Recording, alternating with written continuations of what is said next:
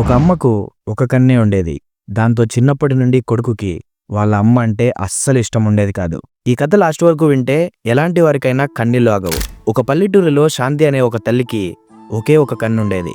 భర్త ఏళ్ల క్రితమే చనిపోవడంతో ఆమె కొడుకు ప్రకాష్ను అల్లారుముద్దుగా పెంచుతోంది. ఒకరోజు ప్రకాష్ స్కూల్లో పేరెంట్స్ మీటింగ్ జరగడంతో చెప్పా పెట్టకుండా వాళ్ళ అమ్మ అక్కడికొచ్చింది.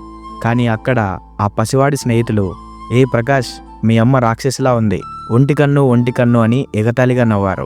ప్రకాష్ ఆ అవమానాన్ని తట్టుకోలేక ఏడుస్తూ ఇంటికి పారిపోయాడు. అప్పటి నుండి వాడికి వాళ్ళ అమ్మ అంటే అసహ్యం మొదలైంది. ఎందుకు వచ్చావు, నా పరువు తీశావు అని అరిచాడు. ఆమెతో మాట్లాడడం మానేసి చివరికి ఆమె వడ్డిస్తే తిండి కూడా తినేవాడు కాదు. సంవత్సరాలు గడిచాయి. ప్రకాష్ వాళ్ళ అమ్మను వదిలేసి పట్టణంలో పెద్ద ఉద్యోగం సంపాదించి పెళ్లి చేసుకుని స్థిరపడ్డాడు. ఒకరోజు కొడుకును చూడాలన్న తపనతో ఆ తల్లి అతని అడ్రస్ పట్టుకొని తలుపు తట్టింది. ప్రకాష్ కూతురు తలుపు తీసి ఎవరు కావాలి అని అడిగింది.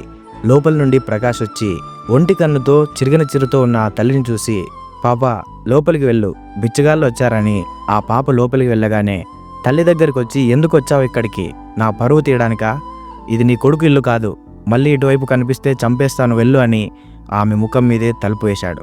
ఆమె కన్నీళ్లతో ఆ దారిలోంచి మౌనంగా వెనుదిరిగింది. కొన్ని నెలల తర్వాత ఊరిలో పాత విద్యార్థుల కలయిక జరిగింది. ప్రకాష్ కూడా వచ్చాడు. ఫంక్షన్ ముగిశాక భూమి పత్రాల కోసం ఆ పాత ఇంటికి వెళ్ళాడు. అక్కడ దుమ్ము పట్టిన నేల మీద కదల్లేని స్థితిలో చివరి శ్వాసలో ఉన్న ఆ తల్లిని చూసి, అమ్మా అనగానే కొడుకుని చూసి ఆమె ఎండిపోయిన కళ్ళల్లో నీళ్లు తిరిగాయి.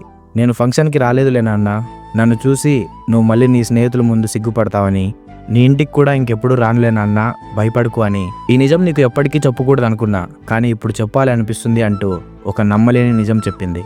చిన్నప్పుడు ఒక ప్రమాదంలో నువ్వు నీ కన్ను పోగొట్టుకున్నావు. ఇక నీకు ఆ కన్ను రాదని డాక్టర్లు చెప్పారు. నా బిడ్డ ఈ లోకాన్ని ఒక కన్నుతోనే చూడాలా అని తల్లడిల్లిపోయాను. అందుకే నా కంటిని నీకు ఇచ్చాను నాన్న అని ఆ మాటలు చెబుతూనే కొడుకు ముందే ఆ తల్లి కన్ను మూసింది.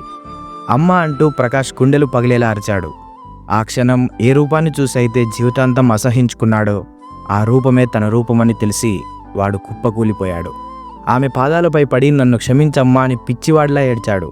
కానీ క్షమించమని అడగడానికి కూడా ఆ తల్లి అక్కడ లేదు.